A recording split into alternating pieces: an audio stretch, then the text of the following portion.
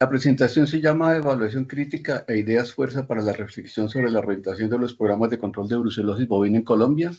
Mi nombre es Efraín Benavides Ortiz, del Grupo de Investigación Epidemiología y Salud Pública de la Universidad de La Salle. En Colombia existe un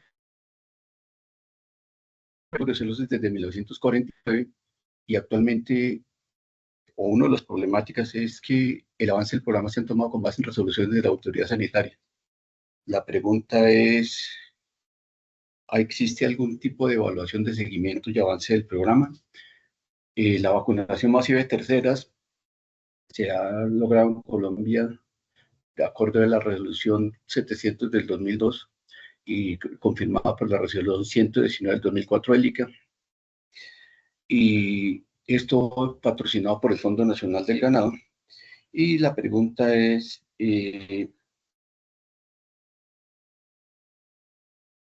que hay críticas sobre los beneficios y avances del programa de control de brucelosis con un incremento continuo de cero prevalencia, y se critica que antes que objetivos y metas específicos, el programa se maneja por expedición de normas de la autoridad sanitaria con dudas sobre conveniencia y alcance. Según un estudio que hizo el Instituto Colombiano Agropecuario, en el 2019 la prevalencia serológica en predios fue el 29% y en bovinos superior al 6%. En Colombia, el programa de control de brucelosis se inició, según este documento del Ministerio de Agricultura sobre el control de brucelosis, en el cual en ese año se inició la vacunación de terneras contra el aborto episódico. La única evaluación que yo conozco de los programas de control de brucelosis es esta investigación del doctor Villamil, publicada en el año 80, donde tenía 4 objetivos: estudiar la evolución histórica de la brucelosis, analizar los resultados serológicos entre el 61 y el 78, evaluar esas legislaciones, evaluar coberturas vacunales y evaluar los materiales que se habían impreso para ser difundidos durante la campaña.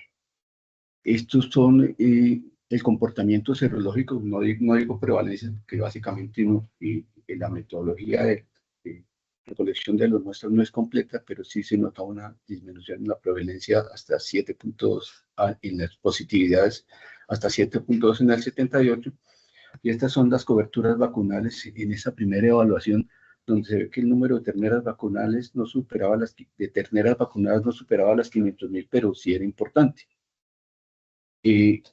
Posteriormente es importante destacar este documento del ICA de prevención de bovina. Se intentó que en este proyecto tener una evaluación de metas y actividades por año del proyecto de control de brucelosis, con distintas metas, desde determinar la prevalencia hasta capacitación de actores y desarrollo de investigaciones, proyectado para 6 años y con un presupuesto discriminado en esas actividades, en el cual es de notar que la mayor capacidad y cantidad de financiación del proyecto quedaba en manos de los productores y una pequeña parte a cargo del ICA. Sin embargo, este tipo de proyecto no se desarrolló realmente, pero sí es importante ver cómo es que se debe planificar una campaña de control de enfermedades. Lo que es cierto es que lo que ha pasado en el país es que la campaña de control de brucelosis se basa en la expedición de resoluciones unilaterales por parte de la unidad sanitaria, en la cual hay un ejemplo de línea de tiempo de una cantidad de resoluciones, pero la pregunta es cómo se consulta a los actores. El objetivo de esta presentación es revisar cifras actuales de orientación del programa de control utilizando la lógica de la epidemiología y economía veterinarias aplicadas al diseño de control de enfermedades, haciendo un análisis crítico situacional desde la perspectiva de una salud y revisando el conocimiento científico sobre el organismo y la enfermedad, cotejando las cifras. Información de el ICA, en el Programa Nacional de Prevención y Control de la Brucelosis Bovina.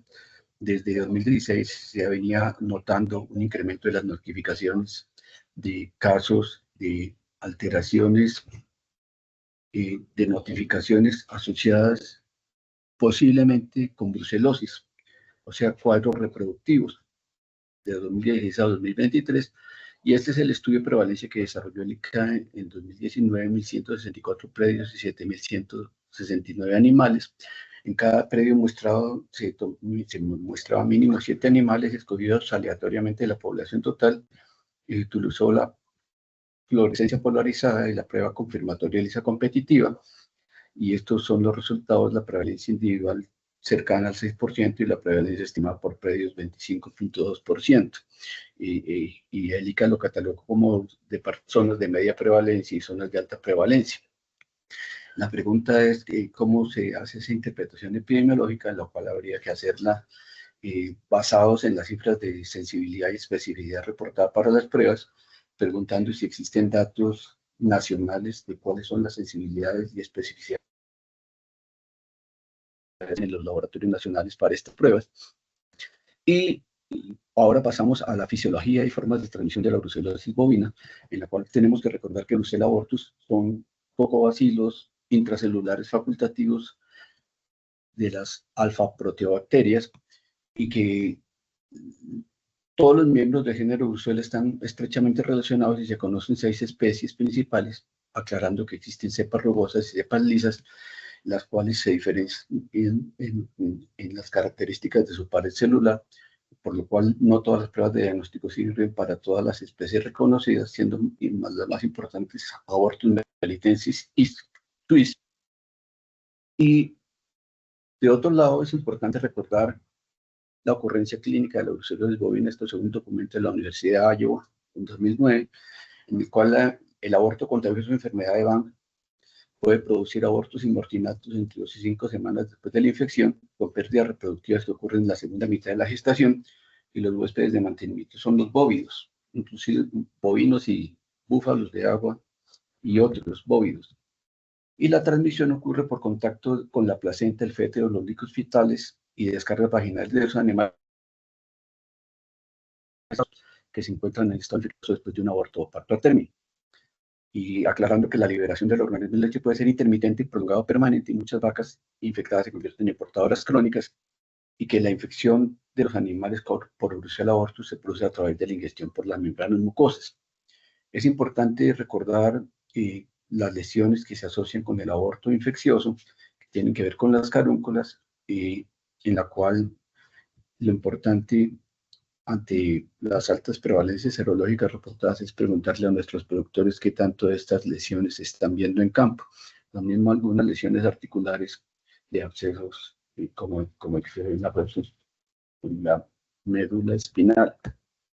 Y también es importante recordar algunos comportamientos de Brucella como organismo intracelular, algo que al ser intracelular Brucella dificulta el uso de pruebas como PCR para el diagnóstico de este organismo. Recordemos que el organismo, después de ingresar al organismo por ingestión, es capturado por los macrófagos y después entra en cierto estado de dormancia en el ganglio linfático, y durante la primera preñez después de la infección, por efecto de la producción del azúcar eritritiol en la placenta, mutación de genes de virulencia, ya hace que la bacteria pueda migrar a la placenta y multiplicarse en las carúnculas. Una vez está en el macrófago, en ocasiones el sistema inmune puede acabar con el organismo, pero también es muy factible que el animal ya infectado se vuelva portador de por vida. Es importante saber que este tipo de transmisión no ocurre en animales vacunados, porque los anticuerpos de la vacuna capturan a la bacteria en el momento en que salen los macrófagos. Y entonces volvemos a la idea de la utilidad del PCR. El PCR puede ser utilizado para identificar aislamientos bacterianos que se tengan en el laboratorio, pero es muy dudosa su aplicación para diagnóstico directo en animales infectados. Los modelos de transmisión, en cuanto a la transmisión, los modelos de transmisión de brucelosis bovina estudian cómo se propaga la bacteria a través del ganado, principalmente del contacto directo con fetos abortados o medio ambiente contaminado con fluidos y tejido placentario, y transmisión sexual. Y entonces las vías claves que se utilizan para la modelización, como el artículo que se presenta aquí del doctor Abaña y colaboradores, es contacto con productos del parto, combinado con fluidos de parto, y transmisión vertical y transmisión venérea. En un modelo de transmisión así se ve básicamente hay una categoría que son los animales susceptibles, otra es la categoría de animales infectados, los animales que son vacunados y los animales que eventualmente se recuperen de la infección. Y aquí hay un punto muy importante que son animales que están sometidos a esquemas de bioseguridad que evitan la transmisión, que los susceptibles lleguen a la infección. La bioseguridad en las fincas es importante. En estos trabajos de simulación que presenta el doctor Abaña, tenemos lo que pasa cuando básicamente en un atos donde no hay vacunación ni bioseguridad, en la cual los clases susceptibles es la azul y vemos que los infectados es la línea verde. Entonces los infectados van alcanzando cierta proporción de la población. Aquí vemos lo que pasa con solamente eliminar los animales seropositivos.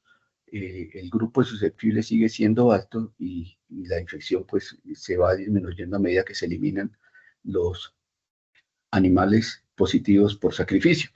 Y esto es lo que, según los modelos de simulación, dice que es lo que pasa solamente utilizando vacunación.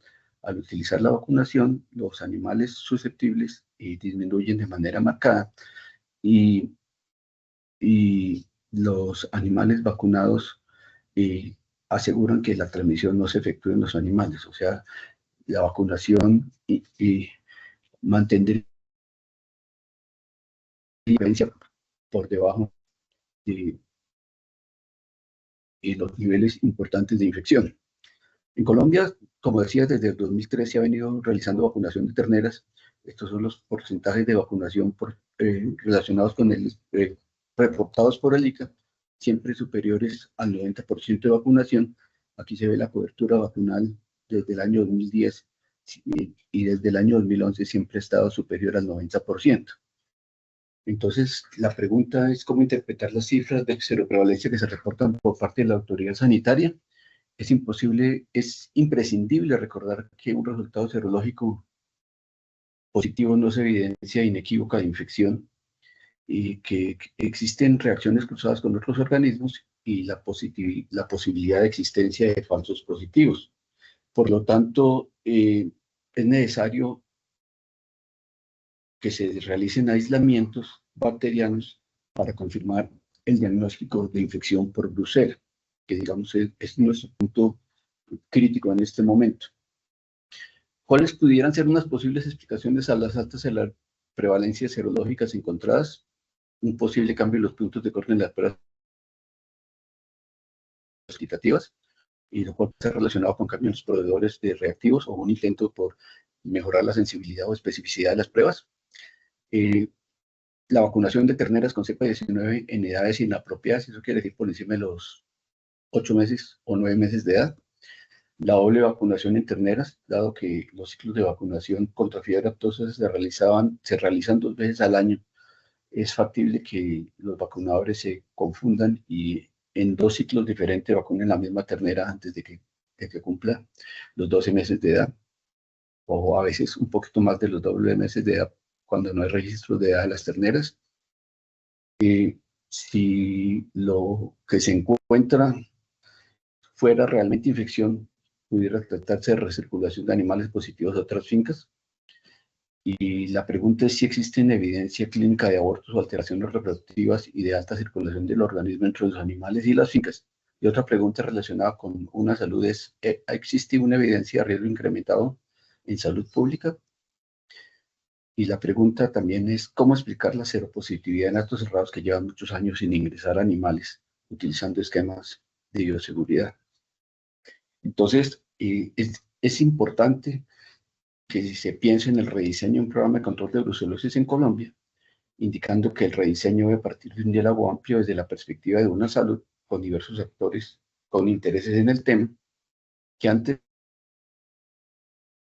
de acción unilateral de normativas y resoluciones, debe partirse de un diseño con objetivos y metas definidos en mediano plazo, con seguimiento y correctivo, y definición clara de costos y beneficios para cada sector, donde son muy importantes las consideraciones socioeconómicas de los distintos actores de la cadena de producción bovina. Se recomiendan estos documentos, las bases, las Guidelines for Animal Disease Control y el documento de Trust Field de Control and Eradication of Disease, donde los pasos para establecer un programa de control de enfermedades ser, primero, establecer una racionalidad con la lógica del programa.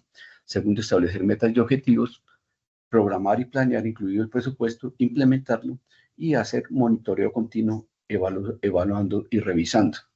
Un mapa institucional de actores desde una perspectiva de una salud en lo que tiene que ver con brucelosis implica la OIE, los ministerios, la autoridad veterinaria, los veterinarios privados, los productores, las cadenas de valor, los lecheros, los carniceros, determinando factores biológicos, disponibilidad de herramientas tecnológicas, medios de control y las consideraciones socioeconómicas. No solo garrotes, sino también algo de zanahoria y beneficios para los productores. Entonces, todo programa de control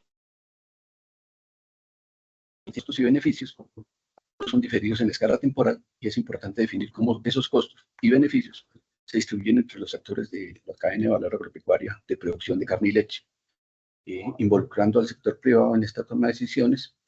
Y como conclusión, es urgente reexaminar el diseño del programa de control de brucelosis. Se debe examinar la validez de las pruebas de diagnóstico y su racionalidad de uso en distintos niveles.